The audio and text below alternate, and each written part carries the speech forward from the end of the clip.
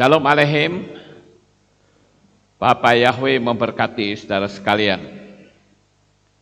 Pada pagi hari ini saya ingin menyampaikan satu materi yang saya beri tema, janganlah takut atau tenanglah aku menyertaimu.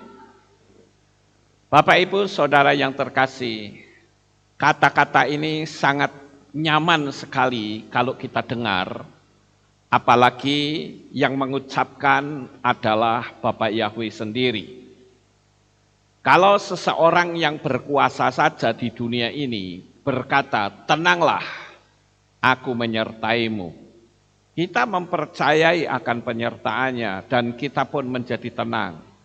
Apalagi kalau Sang Pencipta alam jagat raya ini yang berbicara. Dia katakan, tenanglah, aku menyertai kamu, jangan takut. Bapak Ibu Saudara yang terkasih, kita memang menyadari bahwa tiap-tiap manusia itu dilengkapi oleh rasa takut. Dilengkapi oleh Tuhan dengan rasa takut. Tujuannya untuk apa? Tujuannya juga adalah untuk keselamatan kita. Tetapi kalau ketakutan itu sudah terlalu berlebihan, itu yang sangat berbahaya. Saya ambil contoh misalnya, Tuhan melengkapi kita untuk kita takut terhadap harimau. Kita takut terhadap buaya. Kita takut terhadap ular. Itu sudah wajar, saudara. Karena toh ketakutan itu juga bisa dilatih. Sehingga orang yang tadinya takut menjadi tidak takut. Kalau kita perhatikan Bapak Ibu, saat ini banyak sekali orang-orang yang dicekam rasa takut. Ada orang yang takut mati. Ada juga orang yang takut ditinggalkan orang yang kita kasihi. Ada juga orang yang takut rugi, apalagi orang yang takut miskin. Ada lagi orang yang takut setan, bahkan yang lebih parah, orang yang takut memberitakan nama Yahweh. Itu sangat parah Bapak Ibu.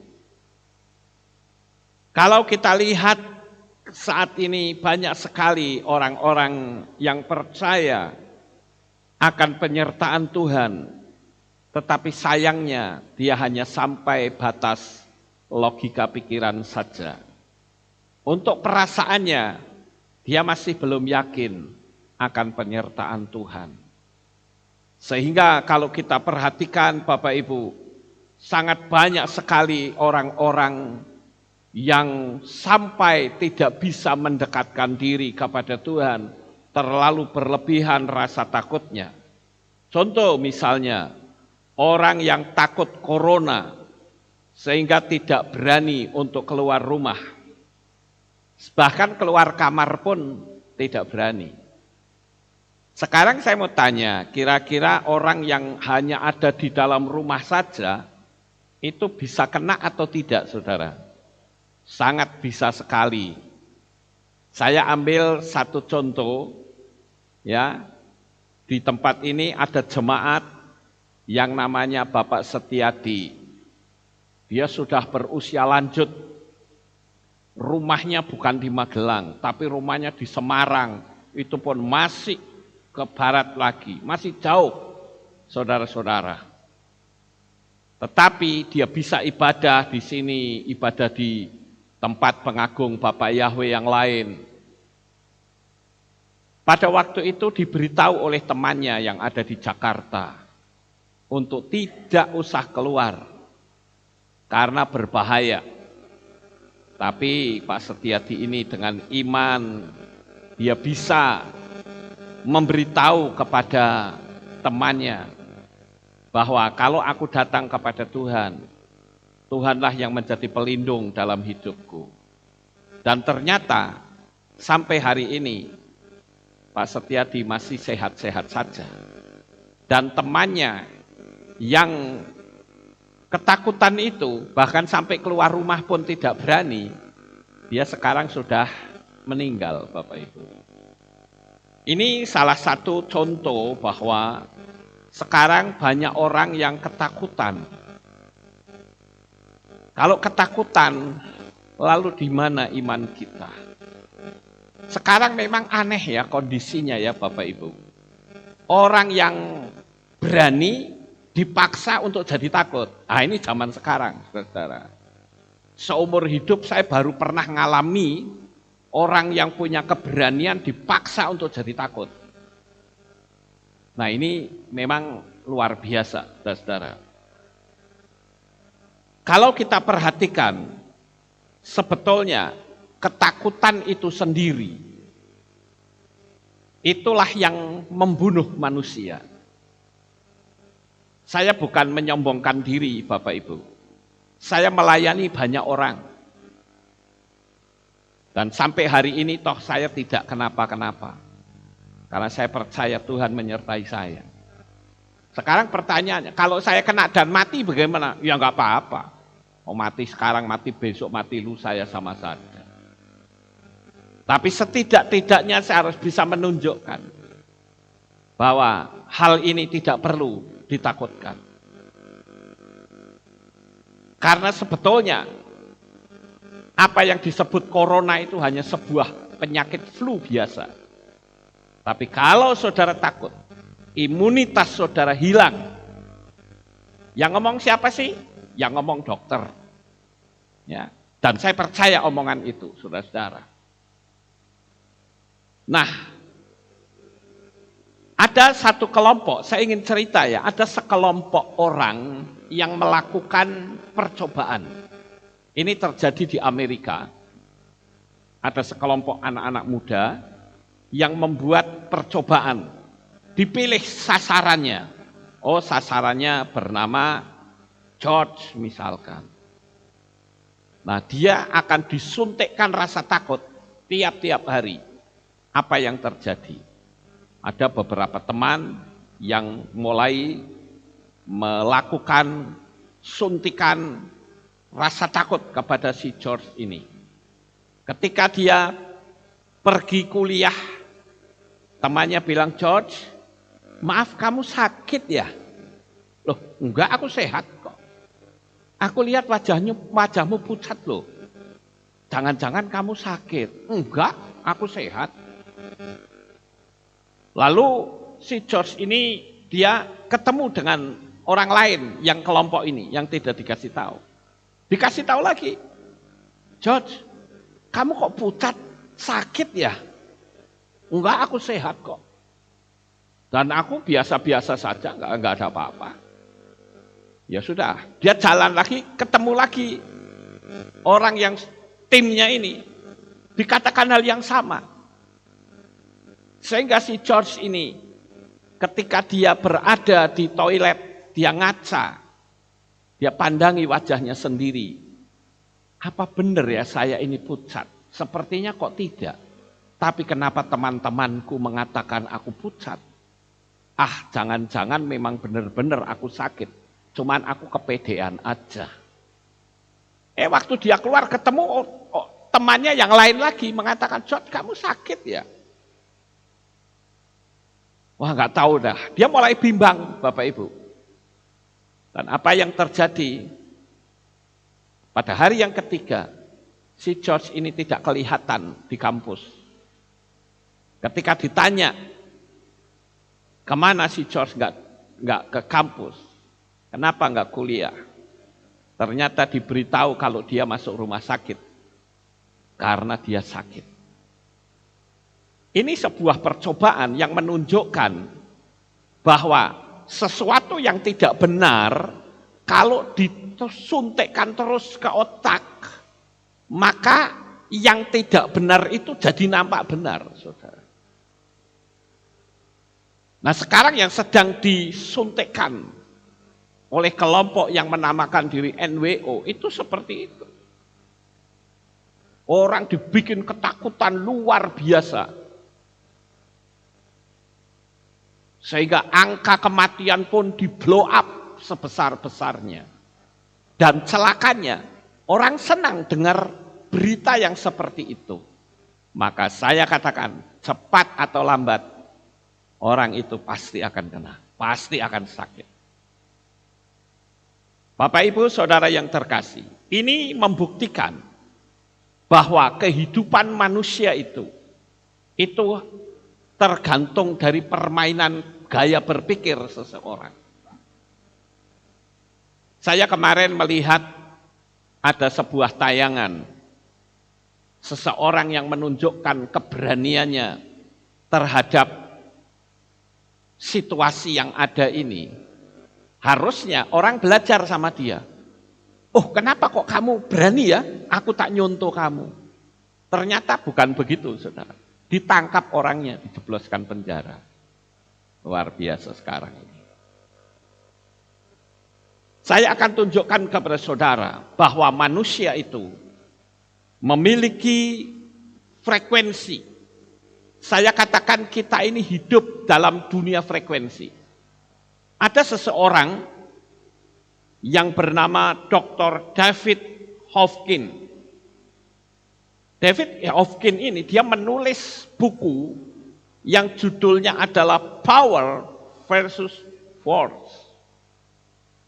Nah, di dalam buku itu dia menceritakan bahwa manusia itu memiliki frekuensi di dalam kehidupannya.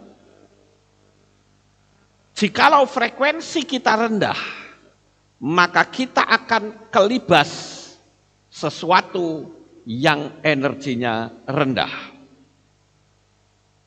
Jadi Bapak Ibu, kita hidup dalam dunia frekuensi. Mereka yang memiliki spiritualitas yang tinggi, frekuensinya akan tinggi. Dan orang-orang yang seperti itu akan jauh dari penyakit. Kalau saudara melihat di tabel ini, wah saya nggak kelihatan ya, nanti saudara bisa pause, kemudian saudara bisa lihat, karena ini ternyata terlalu kecil ya, antara power dan force. Di situ ada garis di tengah-tengah Bapak Ibu. Kita lihat ada yang menggunakan gambar seperti ini, peta seperti ini. Ya. Ini menunjukkan tentang frekuensi-frekuensi dan energi yang muncul. Nah, saudara lihat dari yang ini yang berbahasa Indonesia.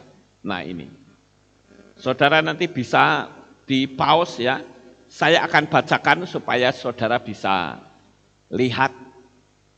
Coba saudara perhatikan yang paling kiri. Paling kiri itu level, kemudian ke kanan sedikit itu namanya energi, ke kanan lagi itu emosi, paling kanan adalah proses. Nah, saya akan bacakan dimulai dari bawah. Ya, ini adalah the Map of Consciousness by David R. Hawkins, MD, PhD. Nah ini yang nulis buku tadi Bapak Ibu. Saya akan bacakan. Orang yang levelnya pemalu, ini di force ya, di bagian force. Orang yang levelnya pemalu itu energinya cuma 20. Emosinya apa? Merasa tidak bahagia dan tidak berharga. Kemudian prosesnya adalah menolak sesuatu atau menolak seseorang karena dia malu. Kemudian bersalah, ya itu 30. Emosinya menyalahkan. Kemudian prosesnya adalah menghancurkan sesuatu.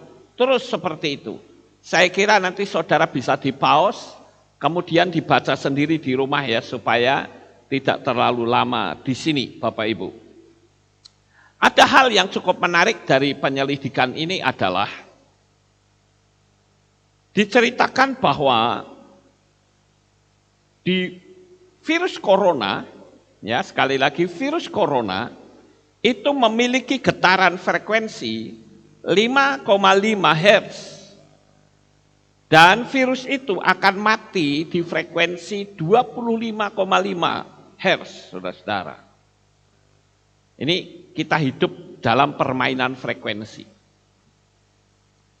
Untuk manusia dengan getaran yang tinggi, infeksi adalah iritasi ringan yang akan segera hilang dengan sendirinya. Jika kita memiliki getaran frekuensi rendah, bisa jadi disebabkan karena apa? Karena ketakutan, karena fobia, karena kecurigaan, kecemasan, stres, ketegangan, kecemburuan, kemarahan, benci, keserakahan, kemelekatan, atau rasa takut, rasa sakit. Nah, ini yang membuat frekuensi manusia itu menjadi rendah, Bapak Ibu.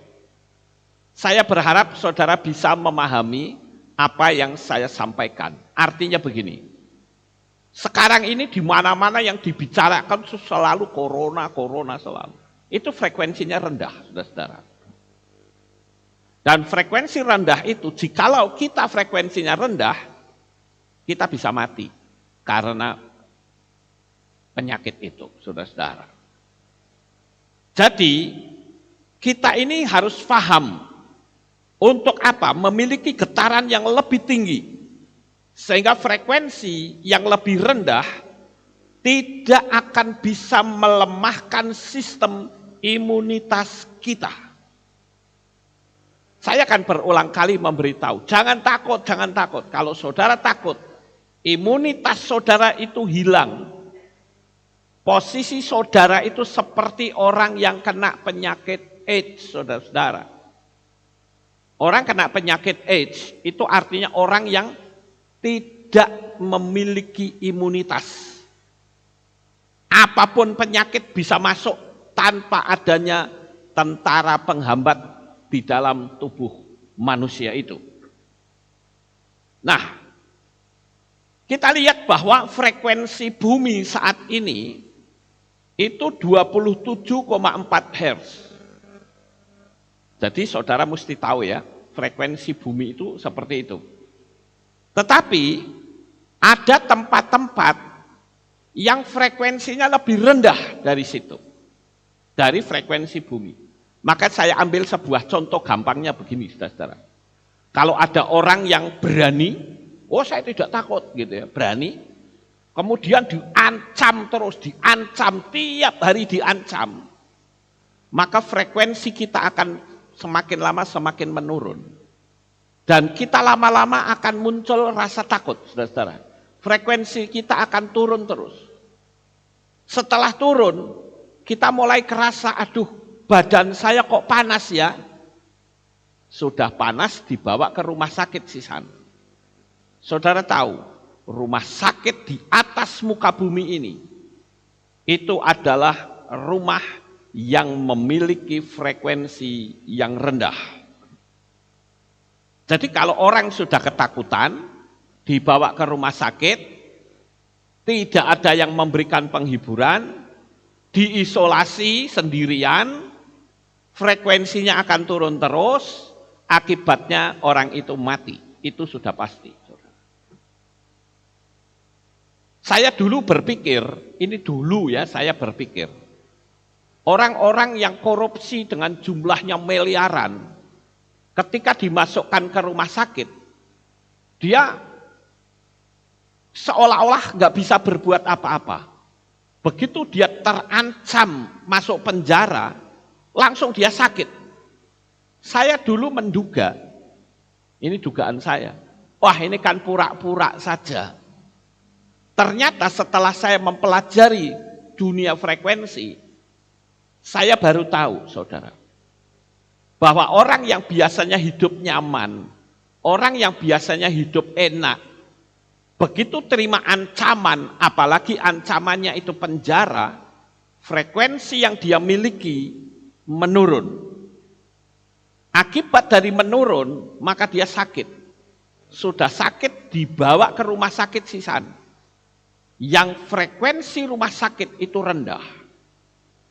Ada rumah-rumah yang saya sebut frekuensinya rendah, di samping rumah sakit yaitu apa?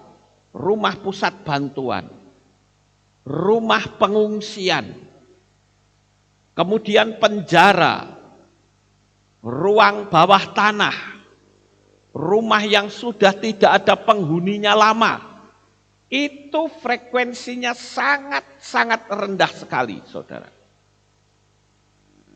Makanya pernah ada orang yang cerita sama saya, kenapa ya Pak, saya kalau pindah rumah, ternyata rumah itu kok auranya buruk, pengennya marah-marah terus, rasanya nggak nyaman, karena rumah itu sudah lama tidak dihuni.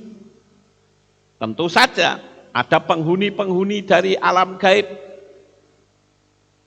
yang membawa manusia itu frekuensinya menjadi ikut rendah. Bapak Ibu Saudara yang terkasih. Jadi di sini saya lalu bisa memaklumi kalau ada seorang koruptor yang biasa hidup enak, tidur di kasur yang empuk, ruangan yang ber-AC. Begitu kasusnya sudah dibawa ke salah satu institusi tentang korupsi seperti KPK, orang menjadi ketakutan luar biasa dan tiba-tiba sakit. Dulu saya menghakimi. Saya mengatakan, wah itu kan cuma pura-pura saja. Tapi ternyata setelah saya mempelajari hal ini, saya bisa memaklumi. Orang yang biasa enak tiba-tiba punya bayangan. Aku masuk penjara sendirian, tempatnya jelek, kotor, dan gelap, nggak ada AC, banyak nyamuk, bayangannya sudah seperti itu. Sehingga membuat frekuensi orang itu terus menurun, yang mengakibatkan orang itu jatuh sakit. Nah, Bapak Ibu yang terkasih, itulah yang saya katakan bahwa tempat-tempat yang berenergi negatif atau frekuensi rendah ini harus bisa diperbaiki dengan baik. Tentu dengan menggunakan frekuensi kita yang lebih tinggi. Misalnya kalau kita masuk ke rumah yang kosong, yang banyak setannya, itu jelas akan sangat membuat orang tidak nyaman tinggal di situ. Makanya perlu dipanggil pemuka-pemuka agama yang punya keberanian untuk mengusir energi-energi negatif di situ, sehingga orang menjadi mantap, frekuensi orang itu naik, dan energi-energi buruk itu akan keluar. Kita hidup dalam dunia energi, saudara. Kita hidup di dalam frekuensi juga. Yang namanya energi pasti ada frekuensi. Sama seperti listrik. Listrik yang kita pakai di Indonesia dan di dunia, itu punya frekuensi. Frekuensinya 50 sampai 60, ya. 50 sampai 60 Hz. Ada frekuensinya. Nah, oleh karena itulah Bapak Ibu yang terkasih, kita sebagai anak-anak Bapa Yahweh, kenapa tadi judulnya itu tenanglah aku menyertaimu? Karena selama kita melihat kondisi keadaan di sekitar kita, kita hanya dicekoi tiap hari rasa takut. Tapi saya beritahu Bapak Ibu, jangan takut, karena ada Bapa Yahweh yang melindungi dan menjagai hidup saudara. Yakinlah engkau tidak sendirian, engkau sudah dibeli dan harganya sudah tunai dibayar, bukan dengan emas, bukan dengan perak, melainkan dengan darah Yesua HaMasiah. Jadi, engkau disertai oleh kekuatan yang datang dari tempat yang maha tinggi. Siapakah dia? Dialah Ruach HaKodes atau Roh Kudus. Roh Kudus itulah yang menuntun perjalanan kita. Roh Kudus itulah yang membimbing kehidupan kita, sehingga kehidupan kita menjadi semakin bertambah-tambah. Nah, Bapak Ibu yang terkasih, Saya akan lanjutkan bicara tentang frekuensi. Ketika seseorang itu ketakutan, frekuensinya kembali turun terus, semakin turun. Bagi manusia yang getaran frekuensinya rendah, virus menjadi berbahaya. Sekali lagi, bagi manusia yang getaran frekuensinya rendah, virus akan menjadi berbahaya. Saya tunjukkan beberapa rasa sakit yang juga mendatangkan getaran frekuensi. Misal, rasa nyeri. Rasa nyeri itu frekuensinya 0,1 hingga 2 Hz. Kemudian rasa takut itu 0,2 hingga 2,2 Hz. Iritasi 0,9 hingga 6,8 Hz. Kebisingan 0,6 hingga 22 Hz. Nah, saudara bisa buktikan ya. Ada alat sekarang yang untuk mengukur frekuensi. Juga bisa untuk mengukur berapa desibel. Itu sekarang sudah canggih alat-alat ini, saudara. Kemudian kesombongan itu frekuensinya 0,8 Hz. Superioritas atau merasa diri paling hebat. Orang gampang merendahkan orang lain itu frekuensinya 1,9 Hz. Getaran frekuensi yang lebih tinggi di sisi lain adalah hasil dari perilaku tersebut. Perilaku berikut ya, saya akan tunjukkan kepada saudara tentang frekuensi yang tinggi yang bisa membuat kita menjadi orang yang sehat. Yang pertama adalah kemurahan hati. Orang yang memiliki kemurahan hati itu frekuensinya tinggi. Ya, saudara. Sangat luar biasa. Saya mencatat di sini ya.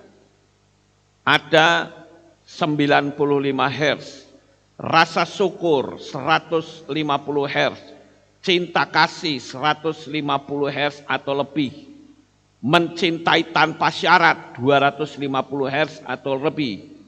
Orang yang tertawa itu frekuensinya 500 Hz.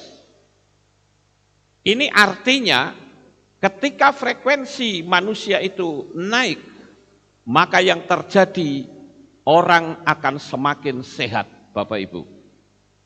Apa yang membantu kita dapat bergetar lebih tinggi? Di sini sudah tercatat ketika seseorang itu memiliki kekuatan cinta.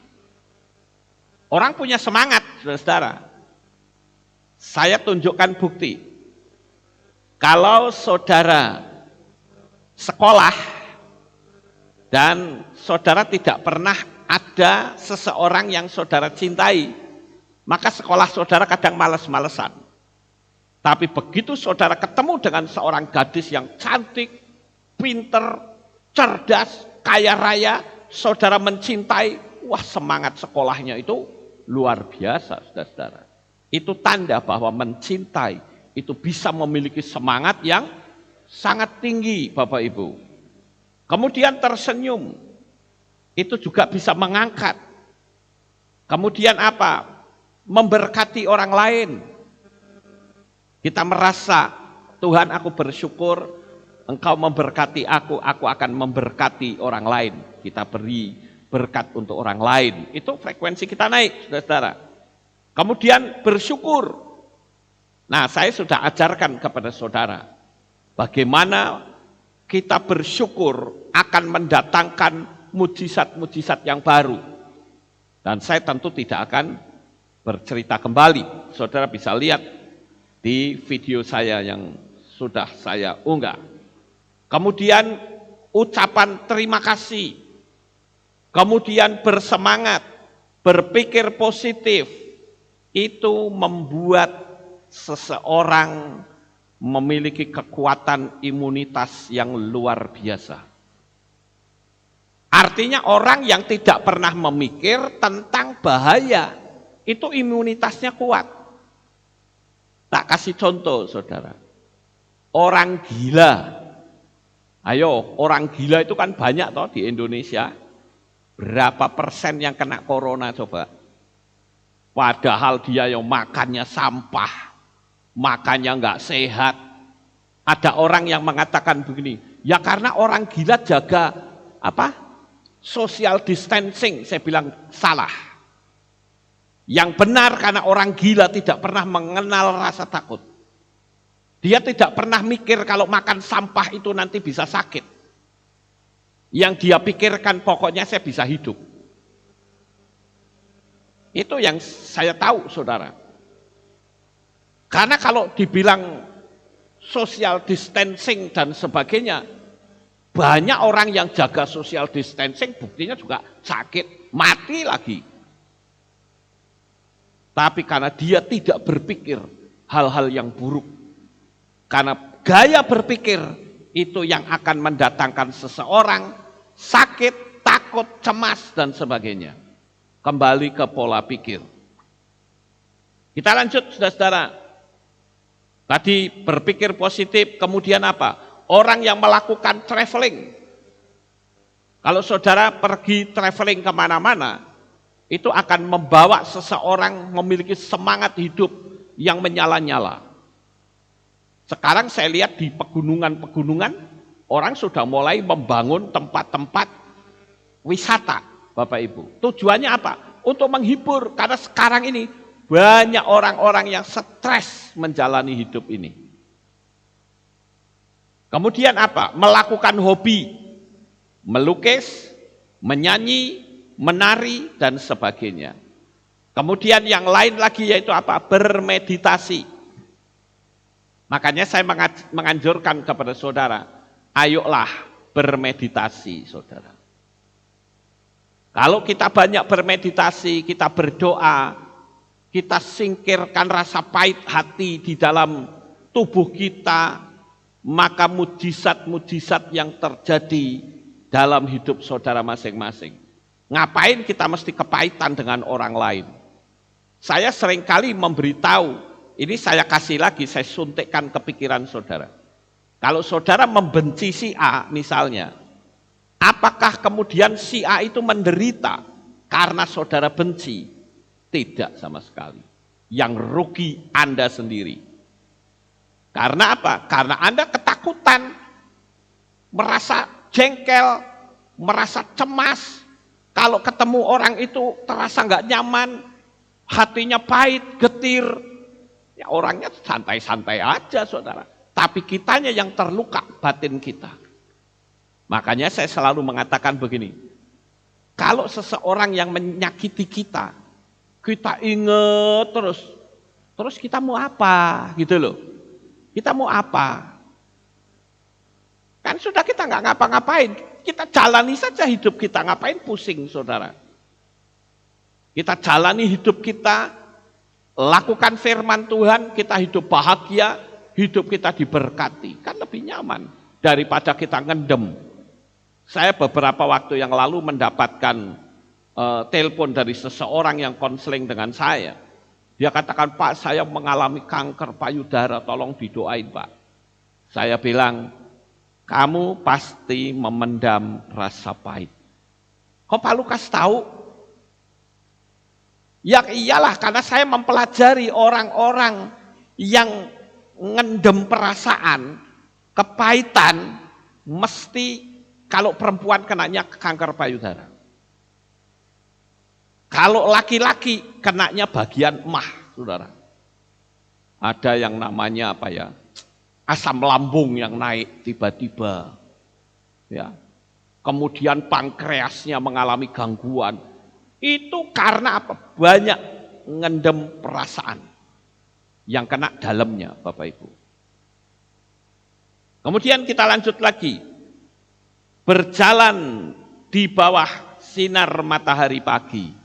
Ternyata itu bisa menaikkan frekuensi seseorang. Makanya kan sekarang orang-orang bilang apa? Ayo pada berjemur kan gitu. Itu bagus, saudara-saudara.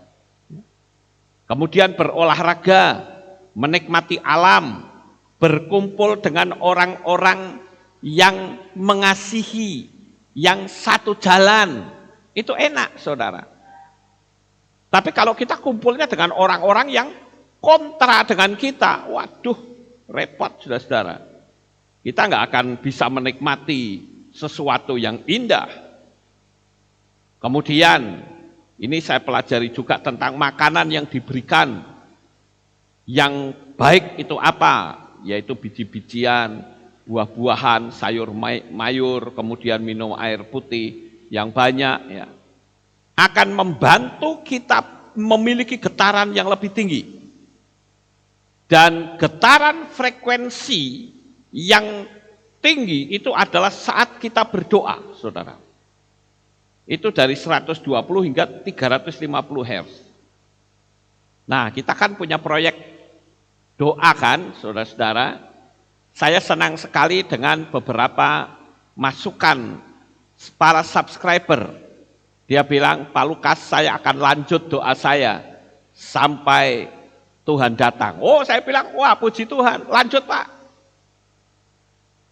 Saya waktu itu cuma ngomong, ya cobalah saudara luangkan waktu 1 minggu untuk doa bersama-sama. Ternyata responnya dahsyat sekali, saudara. Dia bilang, saya tidak mau berhenti, saya mau lanjut doa saya. Wah, puji Tuhan. Saya cuma ngomong, jangan lupa ya Pak, doain saya. Saya bilang begitu, saudara. Karena saya menyadari bahwa saya bisa berdiri seperti ini, bisa menyampaikan firman Tuhan, itu karena ada orang-orang yang mensupport saya dari belakang. Ada keluarga, ada saudara semua yang mengasihi saya, yang mendukung dalam doa. Kalau tidak, saya nggak bisa apa-apa. Saya dulu sekolahnya bodoh, saudara. Jadi kalau kita lihat di sini, kita tahu bahwa dengan kita banyak disupport oleh orang, maka frekuensi kita naik, kecerdasan kita naik, semangat kita naik, segala sesuatunya naik, Bapak Ibu. Kemudian ada yang diwujudkan dengan bernyanyi, dengan perbuatan membagi cinta kasih. Memiliki semangat, itu akan terus naik, saudara-saudara. Nah, informasi ini dikumpulkan dan diedit oleh naturoterapis, yaitu Dr. Harshal Sanketi Nasik. Sumber asli itu berasal dari buku Power versus Force yang tadi sudah saya tunjukkan, berdasarkan tesis S3-nya doktor, saudara. Jadi banyak-banyaklah membaca berita-berita yang positif, jangan saudara mengakses berita sampah. Tahu berita sampah? Berita yang tidak ada faedahnya sama sekali. Kebanyakan orang ketakutan karena mengakses berita yang nggak berguna. Oh, penyakit corona sekian orang yang mati. Kenapa ya yang sembuh kok tidak dimunculkan? Aneh bukan? Kalau saudara mengaksesnya model seperti ini, kacau saudara. Jadi kita harus belajar. Kemudian kita lanjut Bapak Ibu. Saya ambil contoh dari kitab suci. Ya nanti kalau saya tidak bahas kitab suci, orang bilang, khotbah kok nggak bahas kitab suci. Nah sekarang saya bahas kitab suci, biar rohani, ya. Nah, saudara tahu cerita tentang Saul dan Raja Daud, saudara. Saul ini Raja Israel pertama. Dia memimpin tentara Israel untuk menyerang tentara Filistin. Dari istana dia sudah yel-yel, sudah menunjukkan keberaniannya. Tapi sampai di medan perang dia terkejut luar biasa. Karena apa? Karena ternyata musuhnya bukan manusia biasa, tapi manusia yang masih ada gen raksasa, yaitu Goliat, Bapak Ibu. Tinggi sekali. Dan waktu itu Saul tidak melakukan apa-apa. Kalau saya baca dalam kitab suci, yang dilakukan Saul cuman baris, bubar baris, bubar pagi baris, sore bubar, pagi baris, sore bubar. Untuk apa? Untuk dihina sama Goliat, saudara. Kebetulan pada waktu itu ada Daud yang mau ngasih makan kakak-kakaknya, bawa rantangan, bawa rangsum atau bawa apa itu, makanan deh pokoknya. Ternyata Daud mendengar ada orang Filistin yang menghina. Wah, dia nggak terima, saudara. Lalu dia minta izin sama Saul. Dia bilang, izinkan saya untuk menghancurkan orang ini. Tapi coba, saudara lihat, Saul itu menebar ketakutan. Coba saya bacakan di dalam Samuel Alef atau 1 Samuel 17 ayat 32 sampai 34. Perhatikan bunyinya begini. Berkatalah Daud kepada Saul, janganlah seseorang menjadi tawar hati karena dia. Hambamu ini akan pergi melawan orang Filistin itu. Ini ucapannya Daud, saudara. Tapi Saul berkata kepada Daud, tidak mungkin engkau dapat menghadapi orang Filistin itu untuk melawan dia. Sebab engkau masih muda, sedangkan dia sejak dari masa mudanya sudah menjadi prajurit. Belum perang sudah direndahkan dulu, ditakut-takuti, saudara. Apakah ketika Daud mendengar kata-kata, tidak mungkin engkau dapat menghadapi orang Filistin. Dia itu tentara loh. Dia dilatih militer. Lah kamu itu cuma gembala no domba. Mana bisa? Apakah Daud lalu bilang, oh masa iya toh? Oh dia hebat ya kalau gitu. Ya udahlah aku tak pulang saja. Enggak, saudara. Daud enggak berkata begitu. Tapi coba saudara perhatikan apa yang diucapkan Daud. Tetapi Daud berkata kepada Saul, hambamu ini biasa menggembalakan kambing domba ayahnya. Apabila datang singa atau beruang yang menerkam seekor domba dari kawannya, wah dia akan lawan. Ini saya hentikan ayatnya sampai di sini. Artinya Daud ngomong sama Saul, saya memang penggembala. Kalau saya terjemahkan pakai bahasa saya memang penggembala itu mainnya seruling. Memang. Tapi kalau ada singa, saya hadapi singa itu. Enggak peduli domba-domba saya ini, ya saya tinggal, saya hadapi, tak lawan itu singanya. Daud menunjukkan bahwa aku tidak bisa diremehkan, aku tidak bisa ditakut-takuti, saudara. Sekarang pertanyaannya, kalau saudara ditakut-takuti bagaimana? Kadang kita cuma menciut saja, tutup mulut.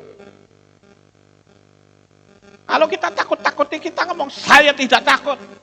Karena saya percaya saya punya Bapak Yahweh yang Maha Kuasa. Itu baru benar, saudara. Ditakut-takuti mengkeret kayak curut kejebur got. Ya bagaimana saudara bisa bangkit, frekuensi saudara turun terus. Ya. Nah, di sini saya tunjukkan bahwa Saul itu menebar ketakutan. Saul bahkan ketika Daud memaksa, saya pokoknya mau lawan itu. Lalu Saul pakai apa, saudara? Dia paksakan metodenya. Daud harus memakai pakaian perang. Tapi Daud itu nggak biasa model-model kayak gitu. Kan istilahnya kalau kamu mau menghadapi tentara gede itu, ayo pakai pakaian ini. Kamu nek enggak pakai pakaian, kamu bisa kalah. Dipakein ketopong, dipakein baju sirah, dibawain pedang, malah Daud nggak bisa jalan angel iki. Nggak bisa aku jalan dengan cara seperti ini. Ora kanggo ini, nggak kepake. Saya akan hadapi dengan pola saya. Itu Daud, saudara. Ya, Saul memaksakan kehendaknya. Tapi Daud bukannya bisa maju, malah keberatan. Coba saya bacakan dalam Samuel Alef 1 Samuel 17 ayat 39 dan 45. Dikatakan demikian. Dan Daud mengikatkan pedangnya pada pakaian perangnya dan mulai beranjak. Namun dia belum pernah mencobanya. Dan Daud berkata kepada Syaul, aku tidak dapat berjalan dengan semua ini karena aku belum pernah mencobanya. Dan Daud menanggalkan semuanya itu darinya. Jadi dengan kata lain, kalau saya pakai bahasa saya akan berkata, maaf ya Syaul, aku tidak bisa pakai model-model kayak begini. Nampaknya gagah, nampaknya hebat, tapi aku malah nggak bisa jalan. Lalu apa fungsinya ini semua? Kamu paksakan saya untuk seperti ini, tapi tidak berfungsi sama sekali. Sekarang banyak orang yang memaksakan kehendak, saudara. Bahkan dengan cara paksa. Pasang tanda 666. Padahal nggak berfungsi sama sekali. Banyak yang mati malahan. Nah, Bapak Ibu yang terkasih. Lalu apa yang dikatakan Daud? Dan Daud berkata kepada orang Filistin itu, engkau mendatangi aku dengan pedang dan dengan tombak dan dengan lembing. Namun aku datang kepadamu di dalam nama Yahweh Sebaot, Elohim barisan Israel yang telah engkau cemooh. Dia ambil pelintangannya, dia bilang, mampus lu, sikat pakai batu kena jidatnya, saudara. Dan akhirnya apa? Roboh. Dia menggunakan metodenya Tuhan, Bapak Ibu. Dua kekuatan besar antara Syaul dengan Daud. Syaul punya metode, Daud punya metode. Dan terbukti metodenya Daud jauh lebih unggul dari metodenya Syaul. Bapak Ibu Saudara yang terkasih, peristiwa-peristiwa yang kita lihat di dalam kisah pertempuran antara Daud dengan Goliat itu sekarang sedang terjadi di mana-mana. Dua kekuatan besar sedang memperebutkan manusia. Bapak Ibu Saudaraku yang terkasih, saya perlu memberitahu kepada saudara sekalian, bertahanlah dalam iman yang saudara sudah tahu. Kita memang persis seperti yang kitab Wahyu atau kitab Gilyahna katakan, siapapun yang tidak menerima tanda bilangan itu, maka akan dipersulit hidupnya, bahkan dibunuh karakternya, dibunuh mata pencahariannya, dibunuh apapun yang dia bisa bergerak. Bisnisnya pun dibunuh. Mau hidup, kasih tanda 666. Tapi firman Tuhan mengatakan bahwa orang-orang yang mengalami aniaya ini, ia adalah orang-orang yang dikasihi Bapa Yahweh. Kita harus tetap teguh dengan iman kita.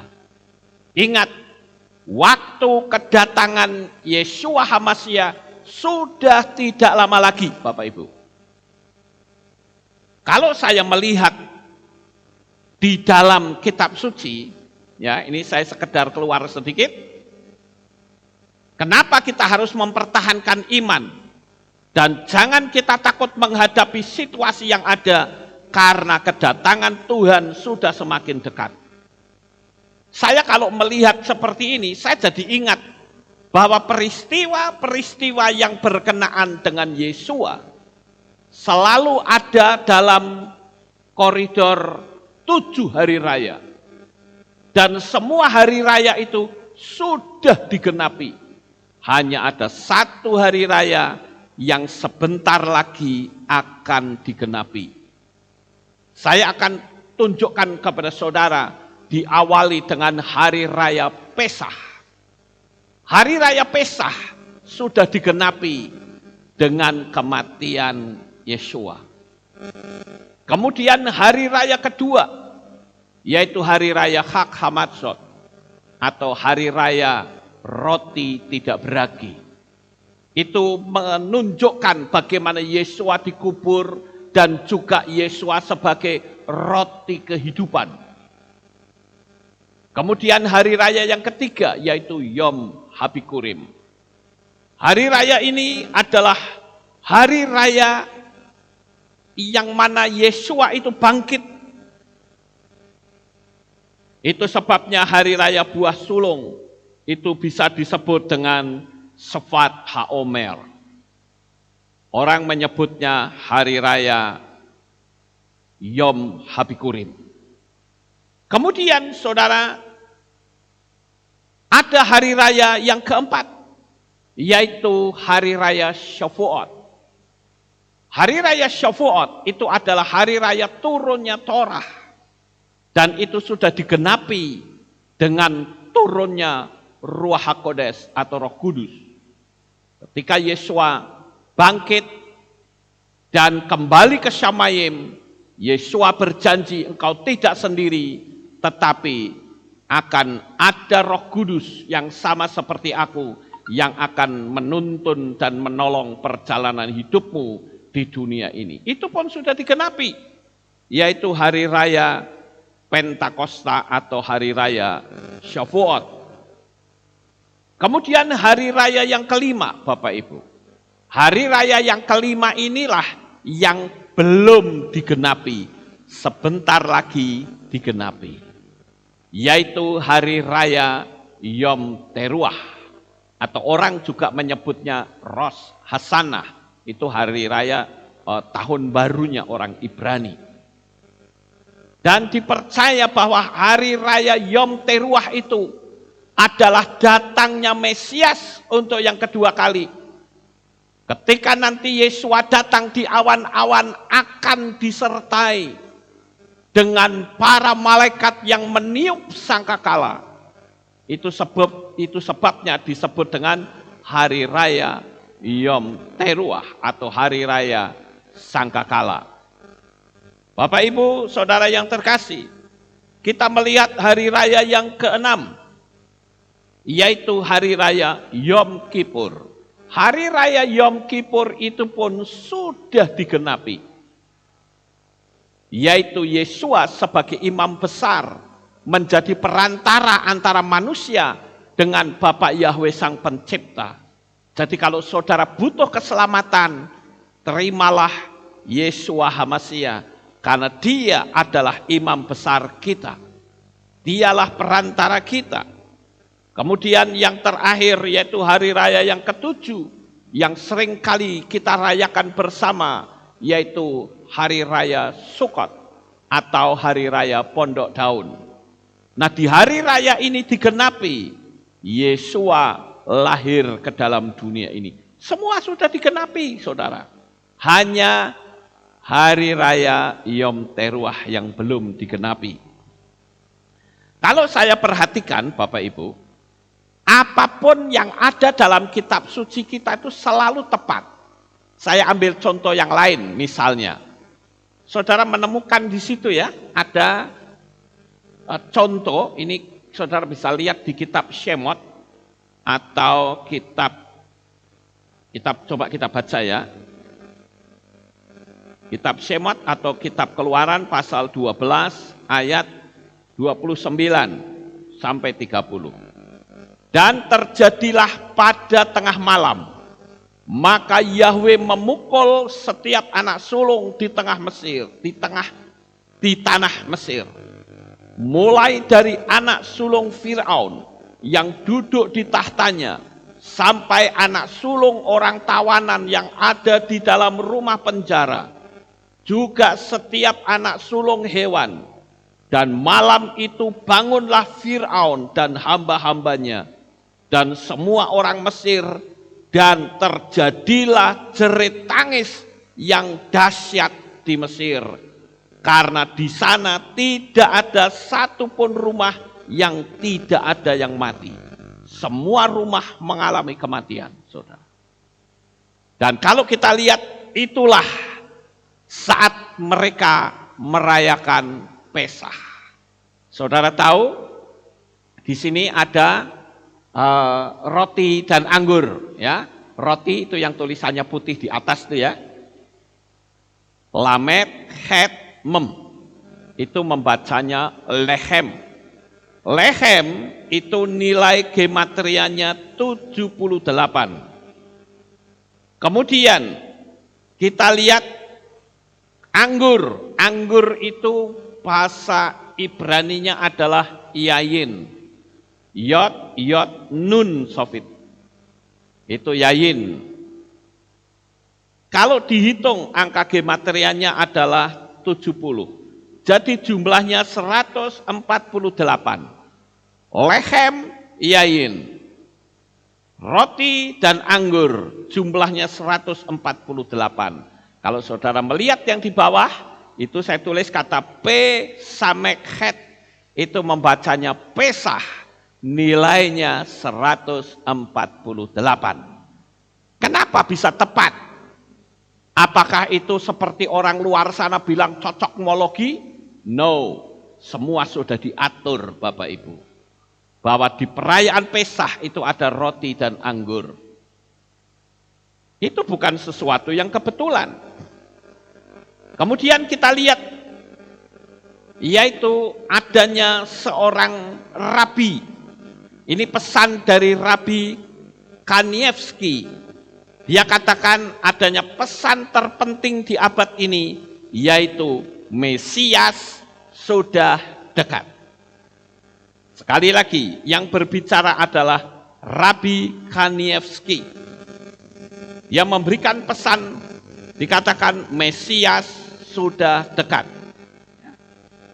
Nah, di situ ada ayat diambil dari kitab Yehezkiel 20 ayat 34 dikatakan, aku akan membawa kamu keluar dari bangsa-bangsa dan mengumpulkan kamu dari negeri-negeri di mana kamu berserak dengan tangan yang kuat dan lengan yang teracung dan amarah yang tercurah. Saudara, inilah yang dikenal dengan aliyah. Banyak sekali bangsa-bangsa Israel dari berbagai belahan dunia kembali ke kampung halaman sampai hari ini. Belum lama ini ada rombongan dari India, juga ada rombongan dari China. Mereka kembali pulang ke Israel. Penggenapan kitab suci ini pun sudah terjadi. Lalu bagaimana analogi pengangkatan itu, Bapak Ibu? Nah, di sini saya tunjukkan analoginya seperti yang tertulis di dalam kitab 1 Korintus 15 ayat 51 sampai 54. Di sana ada sida-sida dari Ethiopia yang dibaptis oleh Filipus, saudara-saudara. Dan kitab suci mengatakan bahwa Roh Kudus itu melarikan Filipus setelah selesai membaptis sida-sida dari Ethiopia. Nah, kata melarikan itu ditulis dengan kata nitkalab. Nitkalab itu adalah hilang dalam sekejap mata.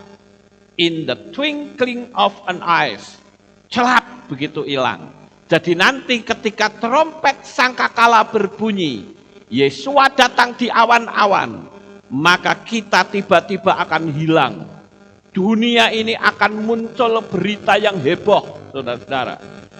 Ada pilot pesawat yang tiba-tiba hilang.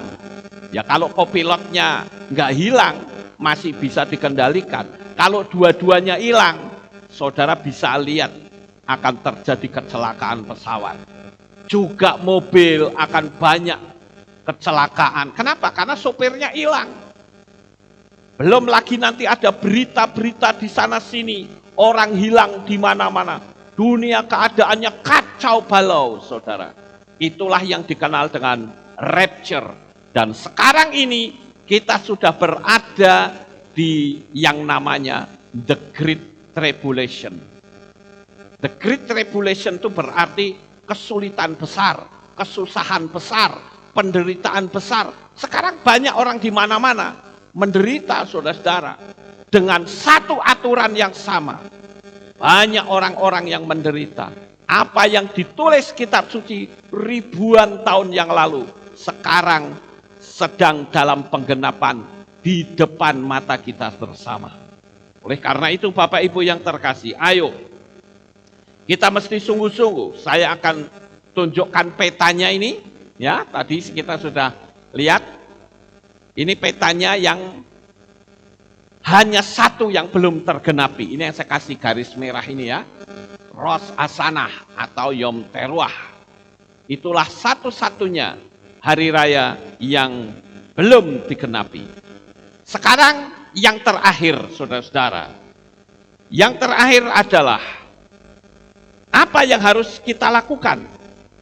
Ya, kalau kita sudah tahu tentang kondisi keadaan dunia yang seperti ini, apa yang akan kita lakukan? Tentu kita harus tahu Bapak Ibu, kalau semua itu sudah digenapi, saya menduga, sekali lagi saya menduga, bukan pasti ya, tolong dicatat. Jangan saudara nanti menganggap saya ngomong ini pasti, bukan.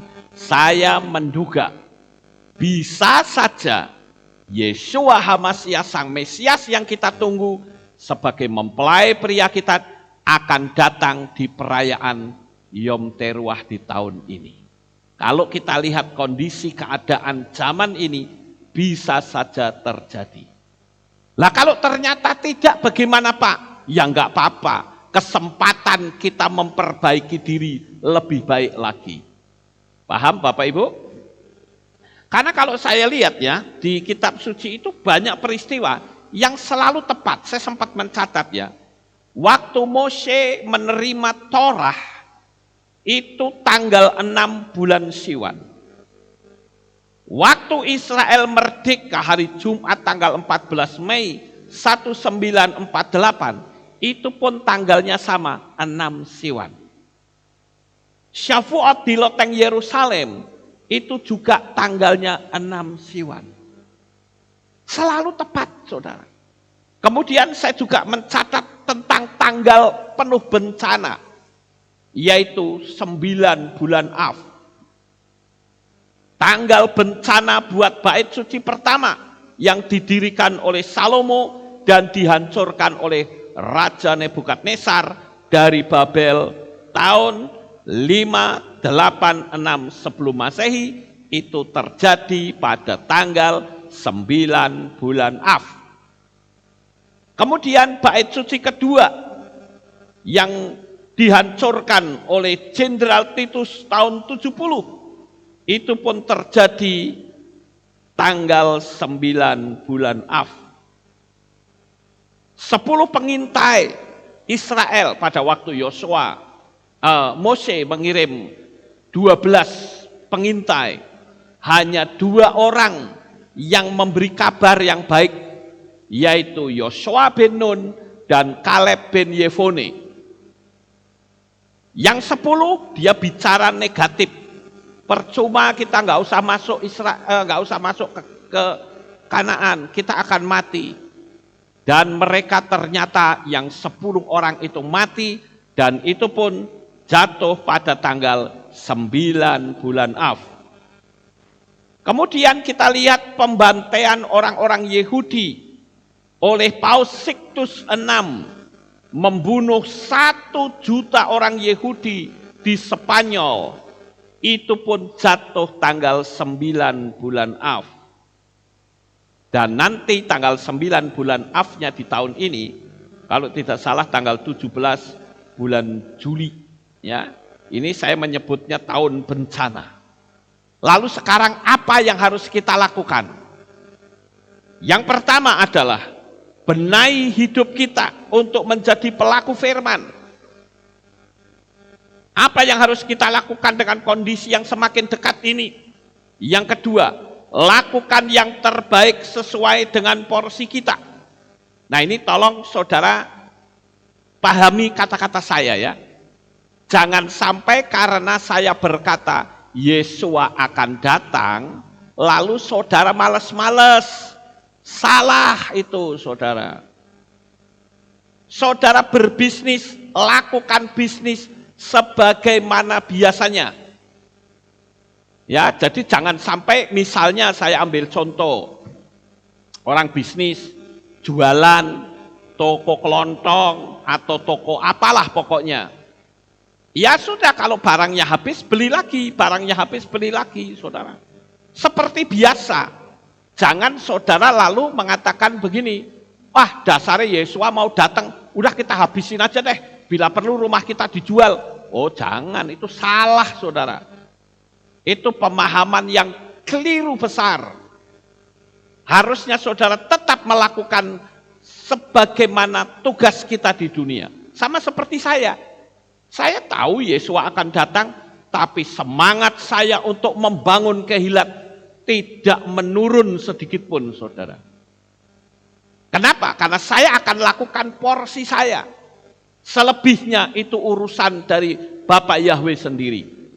Tapi saya sebagai gembala, saya tidak akan berhenti dan berkata, lah percuma dong kita bangun kehilat gede-gede, Yesua mau datang, percuma nanti kita tinggal, ya udah itu urusan nanti. Paham ya Bapak Ibu? Itu urusan nanti. Karena saya juga mengatakan bisa saja Yesua datang tahun 2030, bisa nggak? Oh bisa. Nah kalau kita terus ngelokro, bait suci atau kehilatnya nggak jadi dong, karena saya ngelokro. Kalau saudara ngelokro juga, jualan saudara jadi bangkrut. Nanti orang ngetawain saudara. Jadi, ayo lakukan apa yang bisa saudara lakukan. Selebihnya itu urusan Tuhan. Amin. Lanjutnya, saudara-saudara. Ada yang bertanya sama saya begini, Pak, saya itu masih punya hutang, bagaimana? Apakah saya bisa rapture? Saya bilang bisa. Karena rapture ukurannya bukan hutang, saudara. Ukurannya adalah engkau percaya kepada Bapa Yahweh atau tidak. Ukurannya di situ. Kemudian, yang berikutnya, memeteraikan dirimu mumpung masih ada kesempatan. Ayo, ini penting saudara-saudara. Saudara pingin masuk ke surga, pingin masuk ke Samayim. Pemiliknya bernama Yahweh, tapi meteraimu adalah meterai nama sesembahan lain. Bagaimana tuh? Ayo, coba saudara pikirkan baik-baik. Kenapa saya terus teriak-teriak? Meteraikan dirimu. Ya, dalam meterai kepemilikan atas nama Yahweh di dalam Yesua HaMasiah.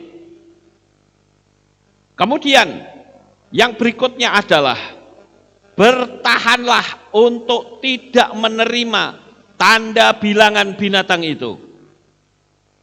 Yang keenam, berdoalah minta kekuatan iman dari Ruach HaKodes.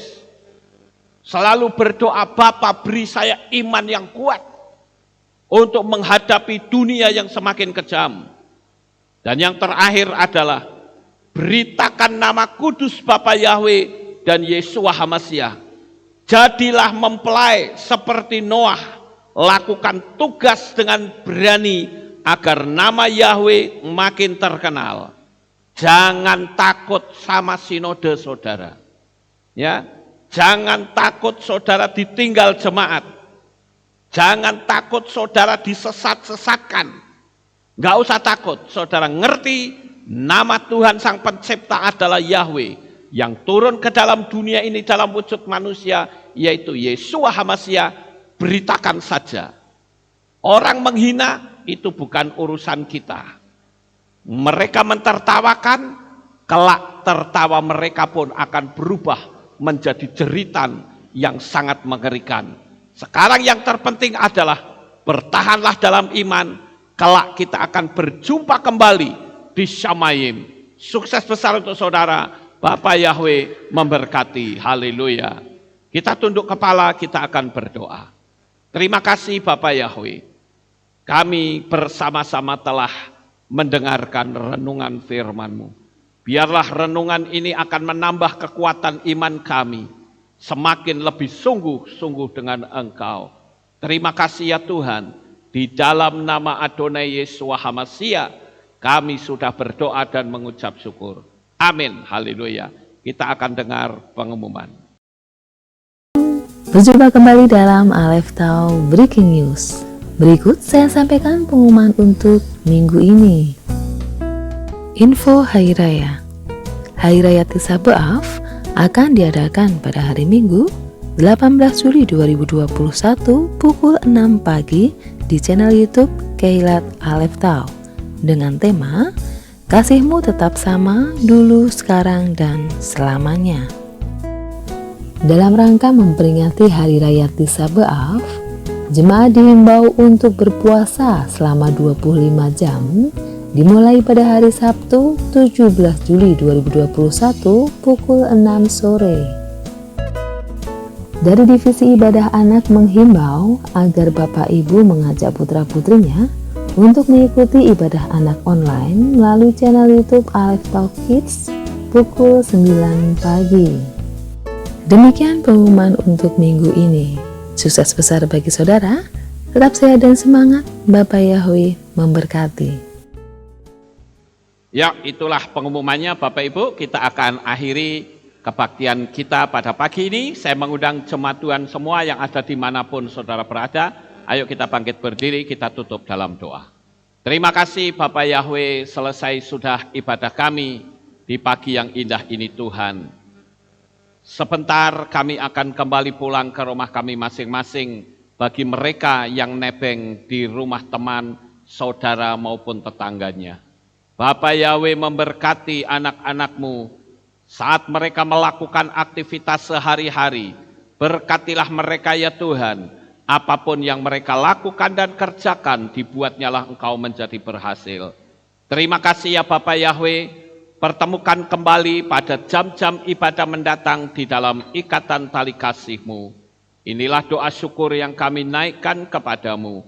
Di dalam nama Adonai Yeshua HaMashiach, Juru Selamat kami yang ajaib, kami sudah berdoa dan mengucap syukur. Mari kita angkat tangan kita dan kita akan menerima berkat Kohanim. Haleluya. Yevarechecha Yahweh wa yishmereka.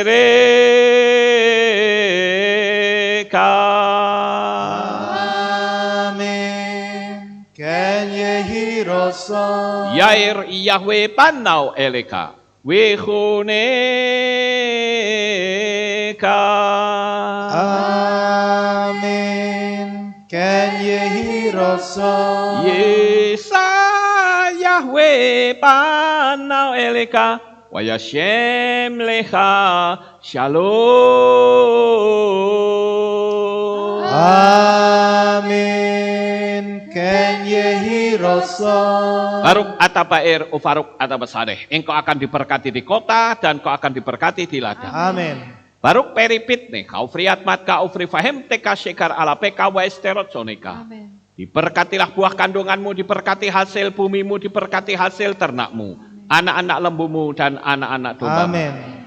Baruk tanah kau misyar teka, diberkatilah bakulmu dan tempat adonanmu. Amin. Baruk ata baboy, kau faruk ata berseteka, dan kau akan diberkati pada waktu kau masuk. Dan engkau akan diberkati pada waktu engkau keluar. Amin. Baruk ata Yahweh Elohenu melek haolam. Besem Yeshua HaMashiach Ruach HaKodesh kile olam faen. Kami sudah berdoa dan mengucap syukur. Haleluya.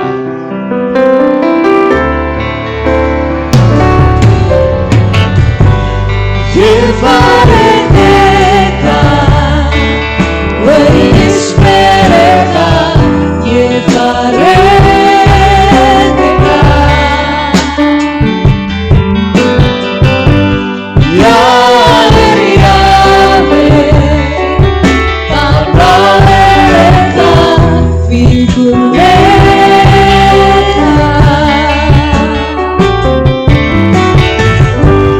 Yevarechecha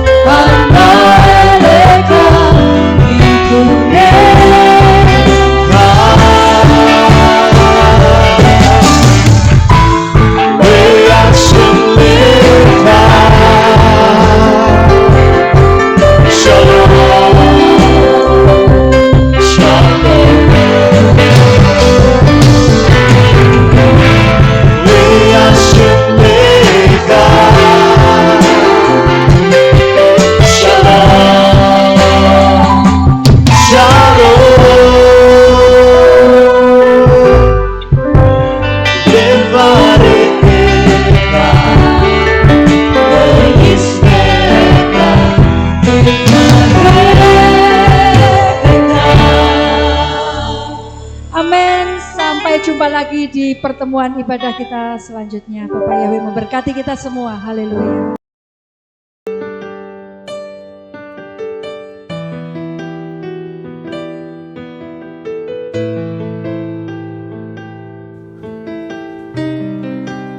Segala pujian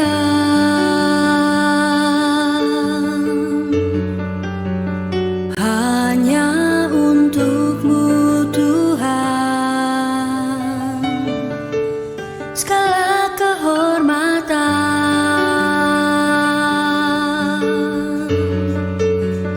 juga punya-Mu Tuhan. Dari puncak tertinggi sampai lembah terlandai, semua karya kasih cinta-Mu, sujud menyembah Sang Maha Pencipta.